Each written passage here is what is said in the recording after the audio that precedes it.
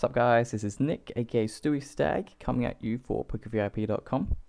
And today I'm going to cover another mental game issue here. We're going to look at tilt. We're going to look at what it is, and more importantly, how we can avoid it. Tilt, you're going to see, isn't quite exactly what a lot of people think. However, there are lots of different levels to it, and even the lowest of which can affect our win rate and can affect our hourly rate, and all in all make us lose out on profit. So let's go through it and see what we can find out about tilt. So first of all, let's start off with a definition. This is a definition I literally just pulled off Wikipedia, real simple one. Tilt is a poker term for a state of mental or emotional confusion or frustration in which a player adopts a less than optimal strategy. So the first thing you'll notice here is that it isn't saying tilt is when a player goes monkey spewy, or tilt is when somebody literally cannot play their C game. Tilt, as by definition, is when you can play your less than perfect game. So in other words, if you're playing your A+ game, you might have the tiniest level of tilt. If you're playing your A- game, there is going to be a level of tilt in there, and sometimes that level is so small it's not really recognizable.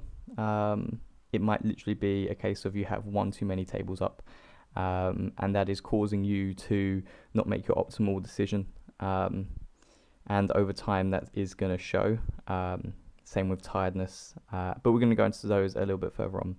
But one thing I really want to make clear here is that it's not defined by someone being spewy. It can be defined literally by someone literally playing their B+ game or A- game. That would be, in theory, you're on tilt, just not a very high level of tilt. So, as I just said, are the different types, and yes, there are different types. And these types can be kind of categorized into two different subtitles. First one being soft tilt, which is, like I said before, when you might be playing your A- or your B+ game, B game, whatever.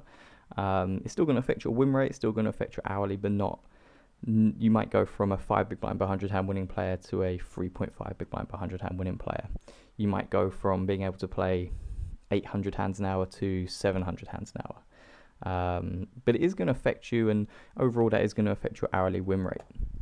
And then we have the infamous hard tilt, which is for when we get to a point where we're making awful decisions, we're becoming very results orientated, we're being very scared, and this hard tilt for me doesn't just include the I'm going all in here because I'm finishing at the end of this, I'm sick to my stomach or anything like that.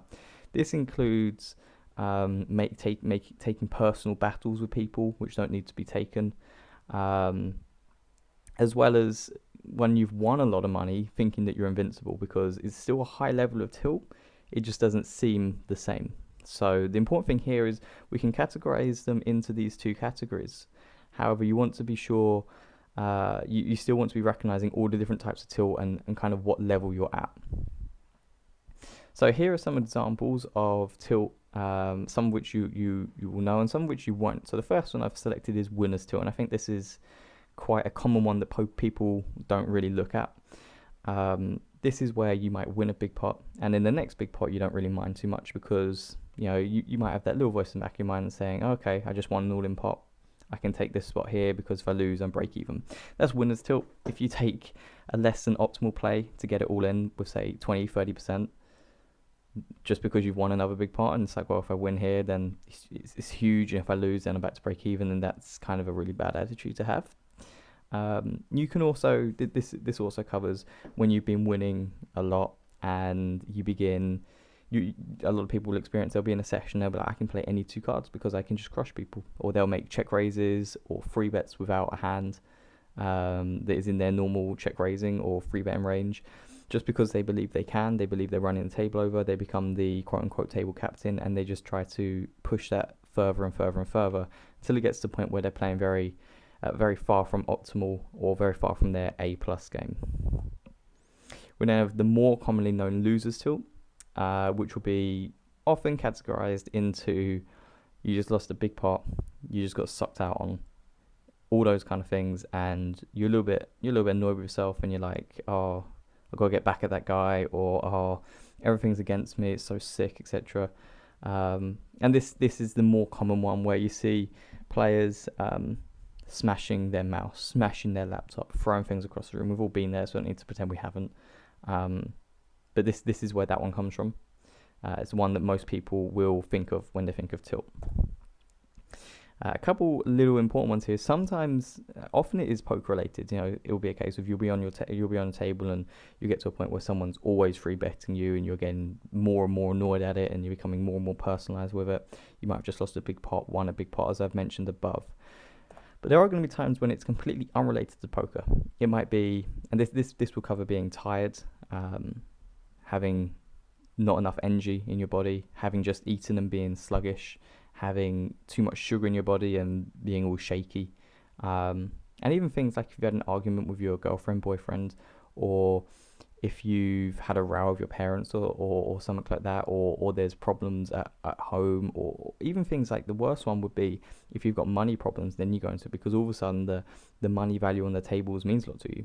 If you're playing poker professionally and you're on that kind of line of, if you have a bad day, then you're struggling a little bit and you're worrying about money at home, then often this is where it gets really serious, where all of a sudden the decision that really you should not be thinking about the money at all, you begin to become very money orientated, and you begin playing far from optimal there.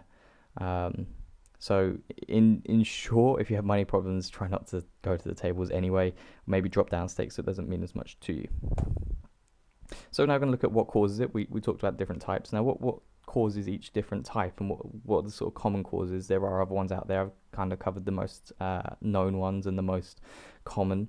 And it's important to recognize that only you will know how tilt is caused for you. For some people, they'll be able to take bad beat after bad beat after bad beat and get to the end of it, and they say, no, it didn't affect me at all. But they are really, really bad at when they go on a really hot streak of pushing it to the limit. And then you're going to get people the opposite. There's going to be people who are affected a lot by outside circumstances, and people who can go from having a massive row with someone and then come down the poker table and it doesn't affect them at all.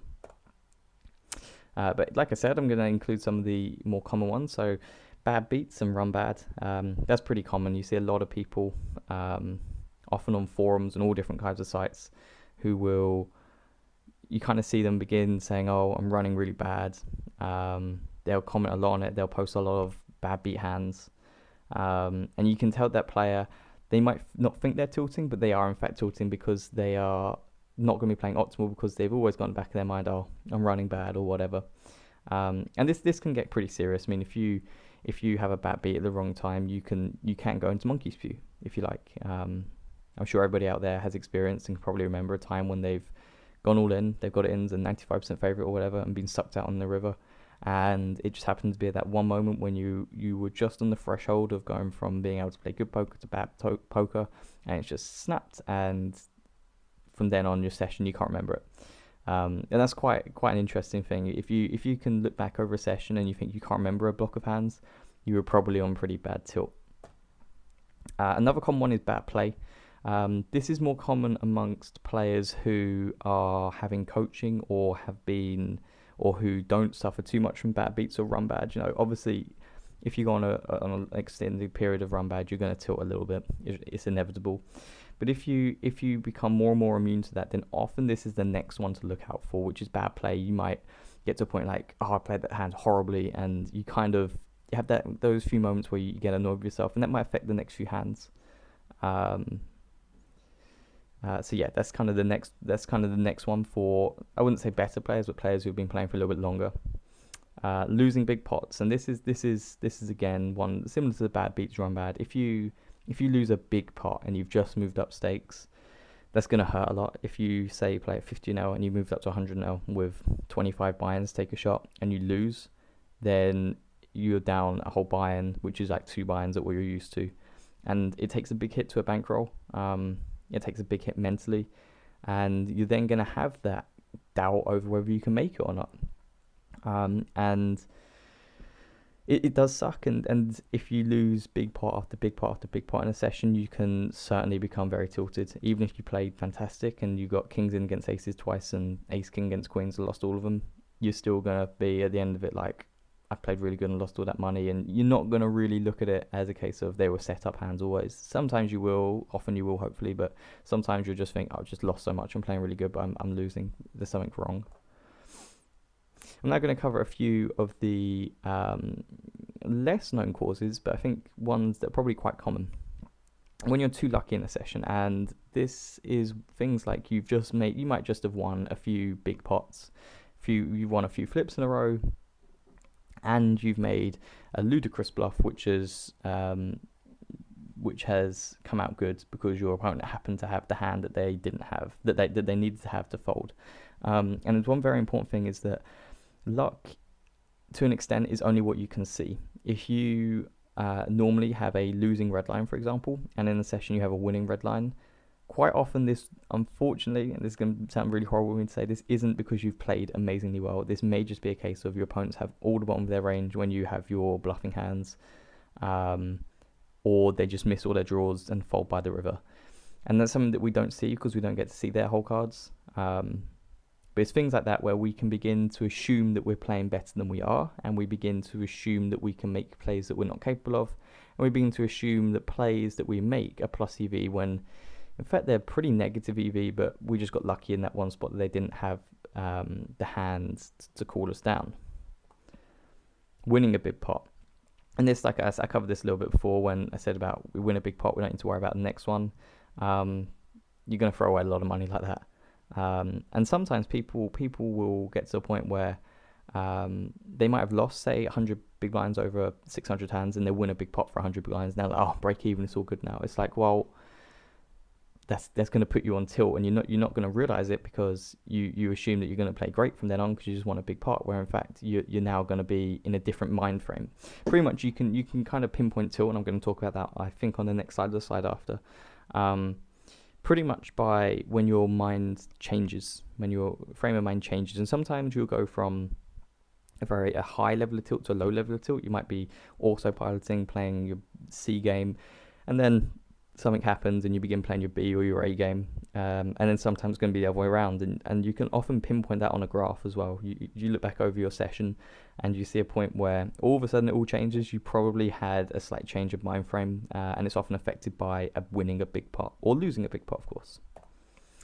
And then a few other ones. Tiredness. If you sit down at a session and you're tired, you're not going to play your A game. Sometimes you'll win a big pot early on and the adrenaline will kick in and you'll be able to get through it, but often you'll autopilot in too many spots. You won't think about spots as in depth, and as a result you're going to lose bigger in spots and you're not going to win as much in spots. And again, real life situations, which we've already discussed. So I mean, you can look at these and you will probably see you'll probably see 2 or 3 of these which you would have maybe thought about a little bit but hadn't thought a huge amount about. And over the next few sessions, next few weeks, whatever, you might want to begin thinking about these. When you lose a big pot, think to yourself, this could be what causes me to go on tilt, and just think about that and then see what happens. Same about being tired. If you sit down at a session and you're playing and you're tired and you're playing really well, then it might not occur to you. If you sit down at the table and you're tired and you're playing badly, then you might say, okay, that might be what it is. And this is how we go from finding out what the cause of it is to the fix, which is what I'm going to talk about here. So how can we fix it? So step 1, we need to prepare for each session. We want to go into each session as mentally prepared as possible. This for some people will literally be, they can sit down, they can go for a few hands and they're snapped into position. For other people, they'll have to have a full-on, 10-minute warm-up. They'll have to do push-ups, weights, whatever, just to get the blood pumping. They're, just in a pumped frame of mind. And for others, it's going to be in between. They might need to drink a bit of water to wake themselves up. Might need to have an energy drink. Might need to do a few push-ups or a few sit-ups or whatever. That's up to you. You go out and experiment.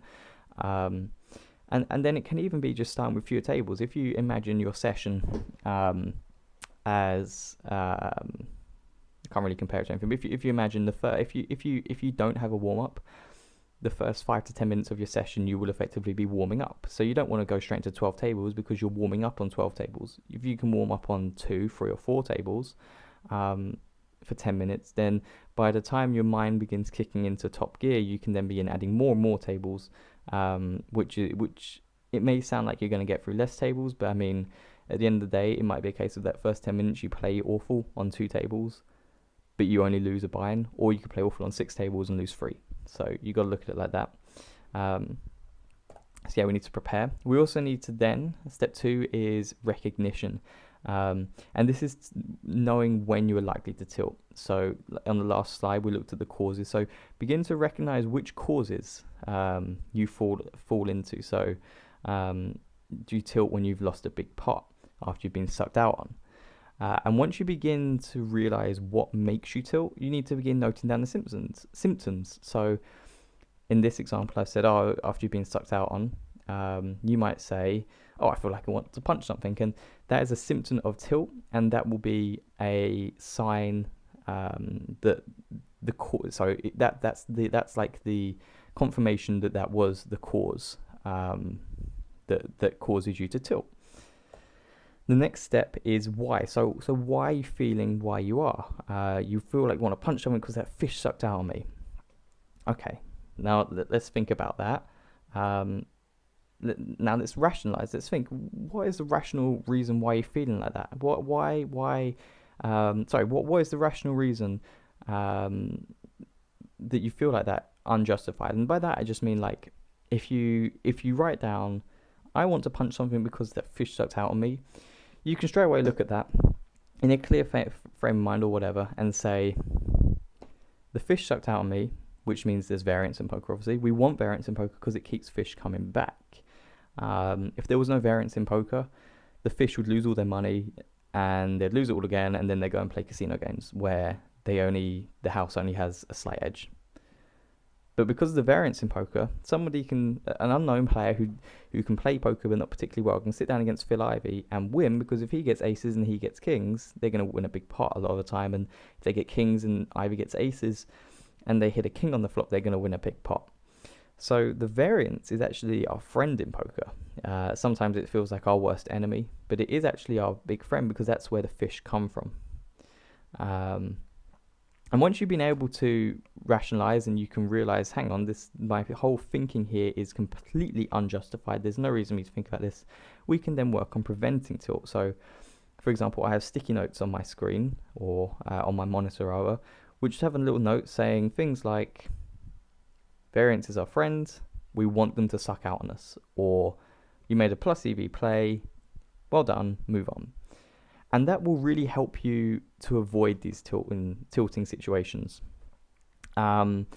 You will probably find that this takes a long time to work on. It's not something that overnight you're going to be able to fix. I really don't want people to get the idea that they can put a few sticky notes on their screen, read them, and they're not going to tilt, because that isn't how it works. You have to constantly train your mind to think around it, because you might begin to trick yourself into thinking, oh, now I don't tilt, when in fact you still do tilt. Everybody tilts, but it's how you can reduce the amount of tilt.